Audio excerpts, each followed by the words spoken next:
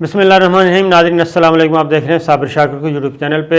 आज जनाब आपसे गुफ्तगू करते हैं, बहुत ही अहम ख़बरें हैं और ख़बरें हैं हमारे दुश्मन मुल्क से मुताल्लिक़, और वह है जनाब इंडिया। और army chief general Qamar Javed Bajwa ने गिलगित बल्तिस्तान का विज़िट किया, स्कर्दू गए और उन्होंने वहाँ पे फ़ौजी तैयारियों का जायज़ा लिया, जंगी तैयारियों का जायज़ा लिया, बल्कि ये कहेंगे कि अफ़वाज पाकिस्तान किसी भी अचानक जंग के लिए कितना तैयार हैं और वो गिलगित बल्तिस्तान क्यों गए और इसकी वजह क्या है, इसके पीछे इंफॉर्मेशन क्या हैं और गिलगित बल्तिस्तान का इस वक्त इंतखाब क्यों किया गया, और इस बारे में डिटेल न्यूज़ है क्योंकि कुछ चीज़ें हैं। फिर एक और ख़बर भी है और वो ख़बर है कि पाकिस्तान को 2-3 तरह के हमले की जद में लाना है। एक हमला वही जो हमें नज़र आता है और वह है हमारी सरहदों पे, ज़मीनी सरहदों पे।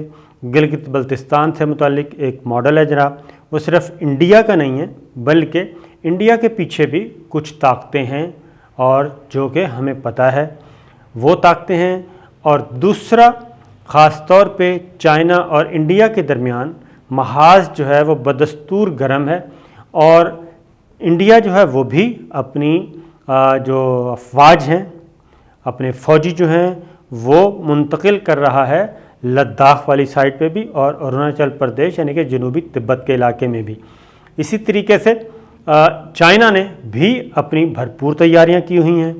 और आपको ये जहन में रखना चाहिए कि पाकिस्तान की और इंडिया की जब भी लड़ाई हुई है वो इन्हीं महीनों में हुई है, सितंबर में और दिसंबर में। ये मौसम जंग के लिए पता नहीं क्यों मरगूब है, तो इसलिए ये चीज़ें फिर एक और हमला किया जाना नहीं बल्कि किया जाना था और अब भी पाइपलाइन में है। और वो है कि किसी भी तरीके से पाकिस्तान में ऐसे हालात पैदा किए जाएं कि पाकिस्तान में इंतशार पैदा हो और न सिर्फ सियासी इख्तिलाफ़ात को सियासी दुश्मनी में बदला जाए बल्कि फ़िरका वाराना लहर जो है वो एक लाई जाए। और इसमें मैं आपसे जो शेयर करूँगा वो ये है कि कुछ अहम तरीन शख्सियात को हिट लिस्ट पे हैं। बाज़ अहम शख्सियात मुख्तलिफ़ सेक्ट से, मुख्तलिफ़ मकतबा फ़िक्र के जो हैं वो हिट लिस्ट पे थी कि किसी को भी निशाना बनाया जा सकता है। ये सारी इन्फॉर्मेशन मैं जनाब आपसे शेयर करता हूँ और उसके लिए हुकूमत पाकिस्तान या पाकिस्तान और पाकिस्तान के इदारों ने जनाब एक बहुत बड़ा इक़दाम किया है और उस इक़दाम में तमाम उलमाए कराम जो हैं वो ऑन बोर्ड हैं। और ये पहली दफ़ा हुआ है कि एक ऐसा डॉक्यूमेंट तैयार किया गया है, बल्कि एक क्या कहना चाहिए चार्टर तैयार किया गया है, मिसाक तैयार किया गया है, कौमी बयानिया तैयार किया गया है, जिससे हम अमल करके इस जो एक क्या कहना चाहिए ताने बाने बुने गए हैं फ़िरका वारियत की जंग के मजहबी बुनियादों पे, उससे हम बच सकते हैं। तो ये इब्तिदा करते हैं जनाब। पहली खबर ये है कि army chief general Qamar Javed Bajwa Gilgit Baltistan गए और वहाँ पे ख़ास तौर पे उन्होंने जंगी मशकों का जायज़ा लिया और जंगी तैयारियों का जायज़ा लिया। और ख़ास तौर पे ये चीज़ देखी गई कि हम कितनी देर में क्विक रिस्पॉन्स कर सकते हैं और हमारी स्ट्राइक कोर, हमारी हमला करने की तैयारियां कितनी हैं और अगर हम पे हमला होता है तो उसका दिफा हम किस तरीके से कर सकते हैं। काफ़ी वक्त गुजारा, मैं सिर्फ इतना ही कहूँगा कि काफ़ी वक्त गुजारा army chief general Qamar Javed Bajwa ने। एक इत्तला के मुताबिक उन्होंने एक रात गुजारी, वहीं पे क़याम किया और वहाँ पे काफ़ी स्कर्दू में भी, गिलगित बल्तिस्तान में भी मुख्तलिफ़ वहाँ पे एरियाज़, वो हम मेंशन नहीं करते दानिस्ता तौर पे, और मुख्तलिफ़ जो वहाँ पे हमारी क्या कहना चाहिए ट्रूप्स हैं मुख्तलिफ़ कैटेगरीज़ के, उनके साथ उन्होंने काफ़ी वक्त गुजारा और जायज़ा लिया। उसकी रीज़न क्या थी? उसकी रीज़न ये है कि गिलगित बल्तिस्तान के बारे में हमारे पास इत्तलात हैं कि गिलगित बल्तिस्तान जो कि सी पैक का दरवाज़ा है और वहाँ पे अगले 3 साल में अहम तरीन मेगा प्रोजेक्ट्स जो हैं وہ شروع ہو چکے ہیں، انہوں نے مکمل ہونا ہے۔ ان میں ایک بھاشا ڈیم بھی ہے اور کچھ انرجی کے پروجیکٹس ہیں، اور پھر سی پیک نے فنکشنل ہونا ہے۔ ون بیلٹ ون روڈ جو ہے اس منصوبے نے فنکشنل ہونا ہے۔ اس لیے دشمن کا ماڈل میں آپ کو بتا دوں کہ جو اب تک پکڑا جا چکا ہے وہ یہ ہے کہ گلگت بلتستان میں جی ایک تو قوم پرستوں کو فائنینس کیا جا رہا تھا، فنڈنگ دی جا رہی تھی، وہ کچھ چیزیں پکڑی گئی ہیں۔ پھر یہ کہ وہاں پہ فرقہ وارانہ فساد شروع کروانے تھے، وہ بھی پکڑے گئے ہیں اور ان کو قانون کے کٹہرے میں لایا جائے گا جلدی۔ ایک بات، اور اس میں جو انوالومنٹ تھی وہ جناب وہی ہے انڈیا کی، اور انڈیا کے پیچھے کچھ اور بھی، اور ایک اور ذہن میں رکھیے کہ کچھ مغربی ممالک بھی ایکٹیو ہوئے تھے۔ جیسے جیسے گلگت بلتستان کے بارے میں یہ چیز سامنے آئی ہے کہ قانون سازی، اہم ترین قانون سازی کی جا رہی ہے، کی جائے گی، وہ آرمی چیف اور DGISI نے تمام پولیٹیکل پارٹیز کے جو پارلیمانی لیڈرز ہیں اور سربراہان ہیں ان کو بریفنگ دی تھی۔ تو اس کو سبوٹاج کرنے کے لیے، اس سارے عمل کو یہ کام ہو رہا۔ کچھ مغربی ممالک کے سفارتکاروں نے، بڑی طاقتوں کے سفارتکاروں نے ٹورزم کا بہانہ بنا کے اور چھٹیاں گزارنے کا بہانہ بنا کے گلگت بلتستان سکردو کا رخ کیا، ہنزا کا رخ کیا، اور وہاں پہ جو انٹیلیجنس ایجنسیز کو اطلاعات ملی وہاں انہوں نے کچھ قوم پرستی کی تحریکیں چلانے کی کوشش کی، اور اسلحہ بھی پکڑا گیا کچھ گروپس سے، اور ان کا اور کچھ سیکٹرین سیکٹورین ویو شروع کرنی تھی، لہر شروع کرنی تھی، وہ بھی انفولڈ ہوئی۔ اس کی ریزن یہ ہے کہ گلگت بلتستان ایٹ لارج جو ایک بہت بڑی میجورٹی جو ہے وہ وہاں پہ ایک تحریک چل رہی ہے، اور وہ تحریک یہ چل رہی ہے کہ گلگت بلتستان کو پاکستان کا صوبہ بنایا جائے، ہمیں صوبے کا درجہ دیا جائے، جیسے کہ سندھ ہے، پنجاب ہے، بلوچستان ہے اور خیبر پختونخوا ہے، اور ہمیں صوبے کا درجہ دیا جائے، ہمیں وفاق پاکستان کے آئین پاکستان کے تحت لایا جائے، اور ہماری نمائندگی ہونی چاہیے قومی اسمبلی میں بھی، سینٹ میں بھی، اور بالکل اسی طرح کی صوبائی اسمبلی جیسے کہ باقی صوبوں میں ہے وہی ہو۔ ہم نے الحاق کیا ہے پاکستان کے ساتھ، اور 47 میں ہی کر لیا تھا۔ جب ہم الحاق کر چکے ہیں، سب کچھ ہم رہنا چاہتے ہیں، پاکستان کا حصہ بننا چاہتے ہیں، تو پھر اس کو آئینی اور قانونی شکل دی جائے۔ یہ وہاں پہ تحریک چل رہی ہے، اور اس تحریک کو سبوٹاج کرنے کے لیے، اس کو ڈائیورٹ کرنے کے لیے، ڈائیورژن کے لیے جناب جو بڑے کچھ ملک ہیں وہ بھی اور انڈیا بھی یہ وہاں پہ پیسہ بھی لگا رہے تھے، اور یہ فسادات بھی فسادات کروانے کی کوشش کر رہے تھے، پکڑے۔ اس لیے پھر اس کے بعد چائنا اور انڈیا کی آپ کو معلوم ہے کہ جنگ کا ماحول اس وقت ہے، فوج آمنے سامنے ہے، چائنا کی بھی اور انڈیا کی بھی، اور چائنا قبضہ بھی کر چکا ہے، آپ بہت اچھی طرح جانتے ہیں۔ تو اب جو لیٹسٹ ہے وہ یہ ہے کہ کچھ انڈیا جو ہے وہ تعمیرات کر رہا تھا، فوجی تعمیرات کر رہا تھا، وہ چائنا نے ڈسٹرائے کی ہیں، تباہ کر دی ہیں، اور اس کی اجازت نہیں دی۔ پھر جو ماسکو ہوا تھا، ماسکو پیکٹ ہوا تھا جس میں ماسکو گارنٹر ہے، وہ انڈیا اس سے بھاگ رہا ہے کیونکہ انٹرنل پریشر ہے، وہ عمل نہیں کر رہا، اور جو سیز فائر کا معاہدہ ہوا تھا اس پہ انڈیا جو ہے اب اس کو پتہ چلا کہ وہ ماسکو میں جو میدان میں جنگ ہار چکا وہ ٹیبل پہ بھی ہار چکا۔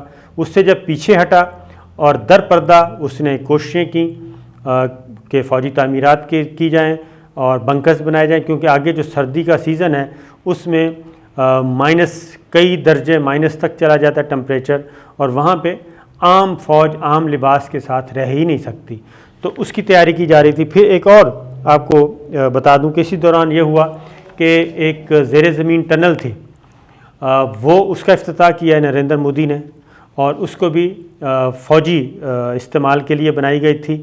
جب وہ استعمال ہو گئی تو مزید انڈیا کا تھوڑا سا وہ کہنا چاہیے کہ آپے سے باہر ہوئے، تو یہ سارے خطرات کو بھانپتے ہوئے چائنا نے بھی اپنی فورسز وہاں پہ بڑھا دی ہیں، اور یہ اطلاعات موجود ہیں کہ سردیوں میں یہ لڑائی چھڑ سکتی ہے محدود پیمانے پہ، جب یعنی کہ انڈیا کی کوشش ہوگی محدود پیمانے پہ، لیکن ضروری نہیں کہ جناب یہ محدود پیمانہ محدود ہی رہے۔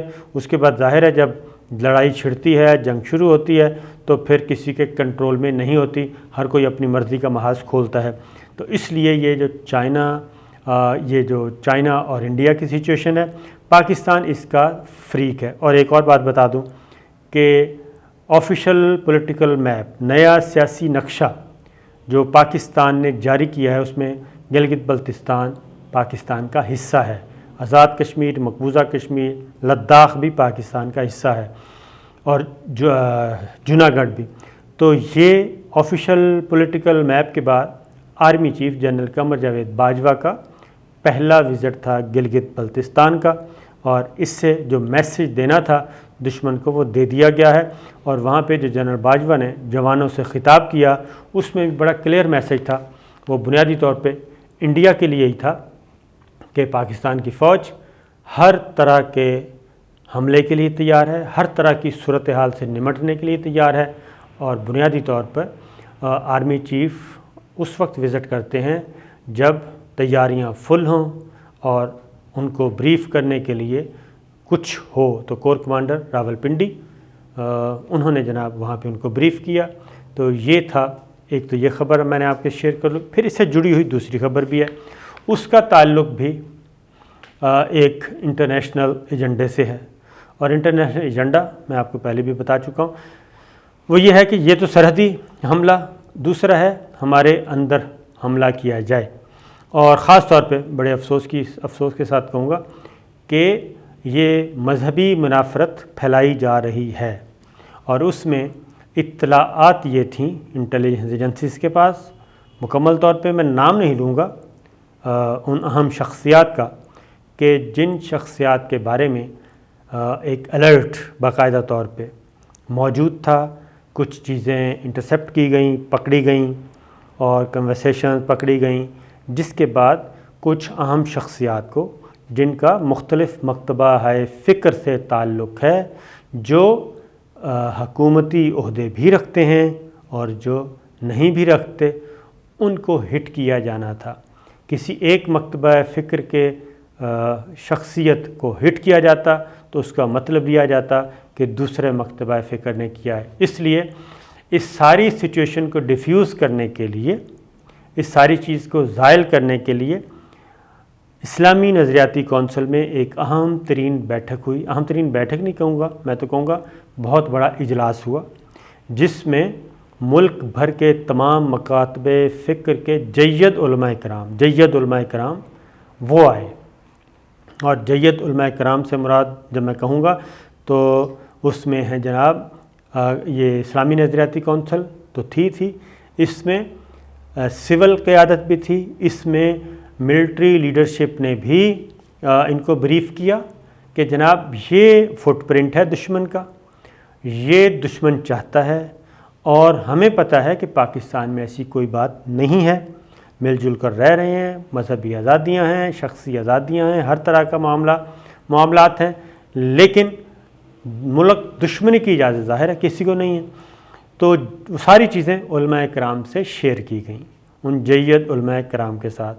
اس میں مفتی تقی عثمانی صاحب جیسے ہیں، مفتی منیب صاحب ہیں، اور اسی طریقے سے واحدی صاحب تھے، عارف واحدی صاحب تھے، اور نقوی صاحب تھے۔ اس طرح سے سارے، ساجد میر صاحب، یعنی کہ کوئی بھی بڑے بڑے نام کوئی بھی لے لیں، وہ تمام کے تمام بڑے نام موجود تھے، اور انہوں نے ایک چارٹر سائن کیا ہے، اور سب علماء کرام کے تمام مکاتب فکر کے علماء کے دستخط ہیں۔ وہ اس پہ اتفاق کیا، اور اس بات پہ بھی اتفاق ہوا کہ اس چارٹر کو، اس پیغام کو، پیغام پاکستان کا نام دیا گیا ہے۔ اس پیغام پاکستان کو ملک بھر میں علماء کرام اپنے جمعہ کے خطبات میں، اپنی تقاریر میں، اپنے مدارس میں، اپنے تعلیمی اداروں میں، جہاں جہاں وہ اپنا کام کر رہے ہیں، یہ پہنچائیں گے، پیغام پہنچائیں گے، یوتھ میں پیغام پہنچائیں گے، طلبہ میں پیغام پہنچائیں گے۔ اور اس کا بنیادی مقصد وہ کیا ہے جناب؟ نمبر 1 یہ کہ کوئی کسی شخص پہ کفر کا نہ فتویٰ لگائے گا نہ تکفیر کرے گا۔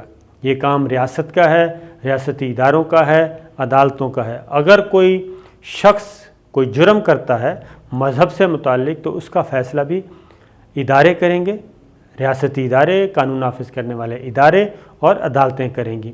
اس میں پھر یہ ہے کہ منافرت نہیں پھیلائی جائے گی۔ وہ میڈیا کو بھی اس میں شامل کیا گیا ہے کہ میڈیا پر بھی کسی قسم کی ایسی نفرت انگیز گفتگو نہیں کی جائے گی۔ مختلف مکاتب فکر کے جو مسلک ہیں ان پہ تنقید، ان کو ڈسکس نہیں کیا جائے۔ تمام پاکستانیوں کو برابر آزادی ہوگی، مذہبی آزادی ہوگی، شخصی آزادی ہوگی، فکری آزادی ہوگی۔ اور خاص طور پہ یہ ایک بات بتا دوں جناب کہ خاتم النبیین حضرت محمد مصطفیٰ صلی اللہ علیہ وسلم اور صحابہ کرام، انبیاء کرام اور اہل بیت، امہات المومنین، تمام کو کسی بھی شخصیت کے خلاف کوئی نیگیٹو گفتگو کا تصور بھی نہیں کیا جا سکے گا۔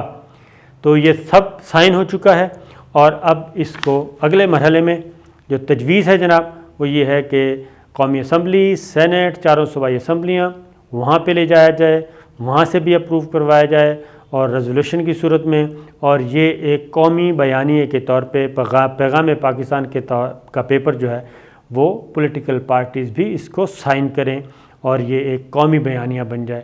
تو یہ ہے جناب اس کے پیچھے ایفرٹس کس کے تھیں میں آپ کو بتا چکا ہوں۔ تو جناب اجازت دیجیے، اللہ حافظ۔